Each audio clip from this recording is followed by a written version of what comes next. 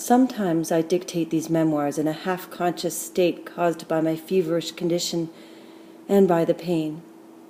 But in the midst of this half-consciousness and pain, I seem to see things more clearly, and I also see faces from the past. I even see death, which is to come. I have to talk about it. When will mine come? I don't want to think about it. We don't know the day or the time, and it's better that way. Not that I'm afraid of death. I've begun to know its face. It has come close to me so often already. Will the next meeting be the last one? Why should I be afraid when I'm totally convinced that we go on living afterwards? Oh yes, indeed, I know those people who laugh at me when I state my belief, or else take pity on me. They think, poor woman, you could make her believe anything. It consoles her. Why shouldn't that upset me? Because I know. Yes, I know that death is only the start of something else. Our soul regains its freedom. Do you want proof? Do you remember the table which kept on telling me February 17th, February 17th, and the telegram from Marcel Sarandon's widow? But Marcel did not stop at bringing about this meeting. He has spoken to me. At that period, however, I didn't believe that it was possible to partake in a dialogue with the dead, but friends wanted to help me bear my grief, and one day they made a suggestion to me. Why don't you try to talk to Marcel? They brought a famous medium to see me. We all sat round a table. We placed our hands completely flat on it. The room was in total darkness. I was told, concentrate very hard. I obeyed, nearly choking with anxiety. Suddenly the table moved. The legs struck the floor and dictated words, letter by letter. The message from Marcel took shape, for it could be coming only from him. I'm not unhappy, he said. At the first seance, that was all, but I emerged from it overwhelmed with joy. Soon I became impatient, and I began again, and Sarandon spoke to me once more. He spoke in order to arrange the meeting with his widow, whom I had never met during his lifetime. He wanted us to meet. He wanted her to forgive me, and no doubt he wanted me to look after his son. Since then, I've often spoken to Marcel, but sometimes his spirit is not there, and I spend hours sitting in the dark. I suffer and I worry, but he doesn't come. Marcel Sarandon is not the only one of my formal friends with whom I've been able to talk after death. On another occasion, I made contact with my father. I knew a man who was a Magus, an extraordinary man. This is what you must do, he said. In a darkened room, you must set out clothing and objects which belong to the dead person. Every day you must go there for a few minutes to pray and meditate, and to beg for him to appear. No one else, apart from yourself, must go into this room. One day the spirit of the dead person will come into the room, and the apparition will manifest itself. Every day I went into that dark room and prayed for my father to appear, and one day he responded to my appeal. But I never wanted to do this again. It was too painful. There's another reason which prevents me from being really afraid of death. I'm convinced that I've been dead already. It happened last February when I was in the American hospital. My personal nurse, Mamie, witnessed what I'm going to tell you. I'd been in a near coma for several days when suddenly I regained consciousness. I opened my eyes and said to Mamie, "Listen, an extraordinary thing has just happened to me. I've seen people who are dead in a landscape which doesn't exist. I'm sure that for a few seconds I was with them." "It's true," Mamie replied. For a fraction of a second, your heart stopped beating and everyone thought it was the end. Then it started to beat again. My seance table, it's a little round table, follows me everywhere I go. My chauffeur transports it. One day, it saved my life, and the lives of those around me. In 1956, we were due to leave for San Francisco, but for several days the table had never stopped spelling out, very firmly, a date and a terrifying message. March 22nd, plane down, no survivors. I spoke to Louis Barrier, my impresario. Tell me, Lulu, on March 22nd, will we be taking a plane? Lulu said yes, we would. I then ordered that no one in my group should travel by plane on March 22nd. When the day came, I asked Lulu, has our plane arrived safely? Everyone thought it had, and people were already looking at me sideways, as if to say, you see, Edith, your seance table shouldn't be taken seriously. But when we opened the newspaper, we all went white. For that morning, the plane, which should have landed at San Francisco, had come down in the sea, in the harbor roads. No one person survived. There were 67 victims. You can think anything you like, chance, destiny, whatever you prefer. Believe what you want to believe. I myself say no. I think that one of the dead people close to me had warned me. They know what is going to happen. This has always been my experience. Besides, I live in a world of signs and portents, and I always take care that I don't ignore the warnings. They were seen as the dreams of a drug addict, an alcoholic, a mad woman. I'm not unaware of the remarks occasioned by admissions of this sort, and I could reply to those who were skeptical or dogmatic. I'm closer to death than you are. I've plunged more deeply than you have into the gulfs of suffering which come before it. One day, perhaps, you'll realize I was right. Moreover, even scientists take an interest in dreams containing premonitions. They admit their existence without finding any rational explanation for them. So why should my explanation not be the right one?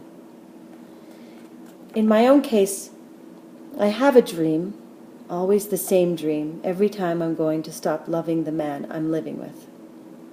In my dream, I hear the telephone ring. I answer it at once. I say, hello? And there is silence.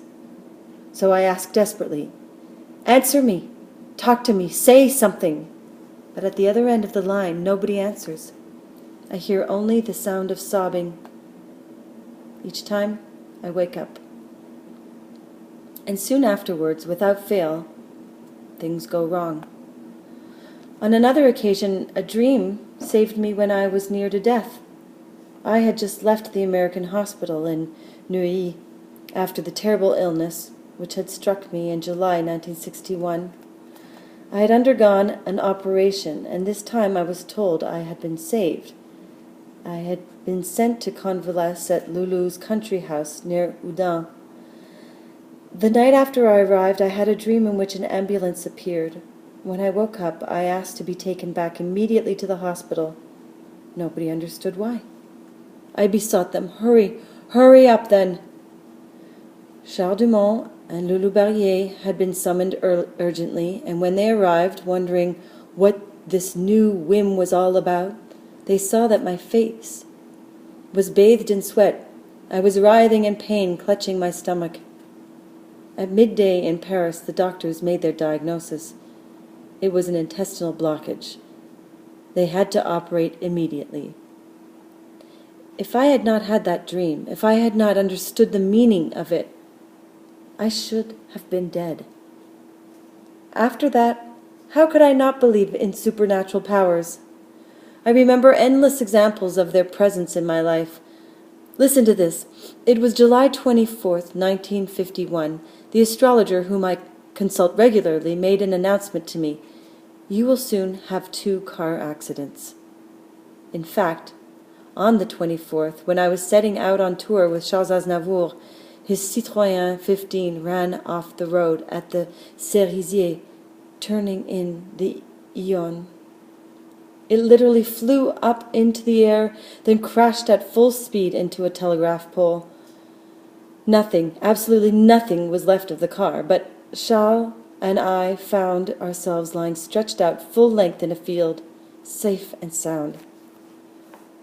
3 weeks later, Charles and I were half asleep in the back of another car driven by the cyclist Pousse. At about 8 o'clock in the morning, the car skidded at a bend in the road near Tarascon. This time, my left arm was broken. And my third accident, the one that took place in September 1958 when Moustaki was driving us back to Paris, had also been foretold by a medium. That is why I was found in the wreckage of the car holding the gold cross that Marlene Dietrich had given to me on my wedding day. For whenever I received a warning, I always had this lucky charm cross with me. And since that time, all the illnesses I've had, all the disasters that have overtaken me, everything I endured between 1959 and 1961, I knew it was all going to happen to me. In July 1959, an astrologer said to me, "At the moment, you are in a good period, but in a few months' time, you're going to suffer for many months. I've never seen death so close to you." He has been repeating those words since my marriage to Theo, and many other things, but I prefer not to know them. I also know which is my lucky day. It's Thursday. I will never be made to do anything important on any other day. All the contracts I've signed, always Thursday. And what about the people who have been important in my life? I always met them on a Thursday. My marriage was celebrated on a Thursday. On the other hand, one day is fatal for me, Sunday. It's always on that day that disasters have happened to me. In the same way, I've never engaged a secretary without asking her to what sign of the zodiac she belonged. Instead of asking for her references, I say, "What is your sign?" If she replies Pisces, then I engage her at once, for I'm a Sagittarius, and I know that those born under my sign get on well with Pisces subjects. And then, if I hear that someone has a name beginning with a C or an M, I prick up my ears. For people whose names or Christian names begin with a C or an M have always occupied an important place in my life. Take the letter C. There have been Charles Aznavour, Charles Dumont, Constantine, Claude Léveillé, Marcel Sarandon, Maurice Chevalier, who predicted my success, Henri Contet. Under the letter M, there have been Marcel, my daughter, Paul Maurice, Yves Montand, Félix Martin, Marguerite Monod, Michel Rive-Gauche, and even Moustaki. Then there have been the men called Louis. They have constituted the turning points of my life. My father was called Louis, like the father of my own daughter. It was Louis Le Play who discovered me when I was singing in the streets, and my impresario, the man who saves me from ruin every time, who is always at my side whenever I suffer a hard blow, is Louis Barrier. Loulou. I'm so superstitious that before I go on stage, I carry out a rapid magical ceremony. First of all, I make the sign of the cross, then I kiss the consecrated medallion that I always wear, then I bend down and touch the wooden floor with both hands. Finally, with my index finger and my little finger, I make a rude sign to some imaginary demon, and after that I touch the round table, my seance table, which I always have placed behind the curtain at the entrance of the stage. I stroke it, I hold it with all my strength until it hurts me. Only after that, only after kissing all the friends standing close to me in the wings, do I dare come forward in front of the footlights. People think I'm hard and cynical, amusing myself with others and rejecting them when they don't interest me any longer. The truth is that in reality, despite my age, I've remained a poor, over-credulous girl pursuing eternally the same dream, wanting to be happy, wanting to be loved, The amazing thing is that life has always managed to spoil this dream for me, so it was natural that I should search elsewhere, in the world beyond, and I found what I was looking for. I'm not what they call a true believer, accepting the moral demands of some religion or other, but my faith in something bigger, something stronger and more pure than what exists on this earth, that faith is immense. And I know that one only has to ask the world beyond for signs, and it sends them, together with warnings and advice. Once only I refused to see, listen to, and obey these supernatural forces because I was crazy about a man. He was young. He had talent and wit. I was going through a period of my life when I felt I was alone, very much alone, and I thought I had found in him the ideal companion, once again. One evening I asked my table if I would be happy with my new love. The table shuddered. It thumped the floor hard. It was warning me. It was telling me never to see him again. I then asked my astrologer if he could see something in my life. He was categoric. He told me, "There is a man in your life. You must leave him, otherwise he'll make you unhappy." But I was obstinate. I wanted to behave like those people who laughed at my superstitions. I kept my lover. In spite of his velvet eyes and his tender smile, he was a hard young man, cynical and bad. I've already mentioned him. I was just about to go into hospital for an operation, and I asked him, "Do you still love me? Just a little?" He replied, "Oh, leave me in peace. It's all over between us." Worse still, after the operation, when I was prostrate in my hospital bed, I would call him every day. I heard his voice on the telephone, for he had left me to go to Florida for a beach holiday. His mocking voice saying, "The sun shines marvelous, I feel great, and the girls are wonderful." If life has spared me nothing, it has at the same time given me a great deal.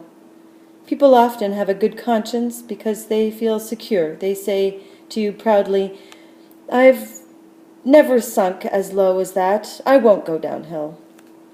Well, I would have liked to have seen them sometimes in my place, when poverty or resentment or my poor ruined body made me want to scream or jump out of the window or kill someone. Perhaps at times like these, those people too would have taken to drink in order to forget.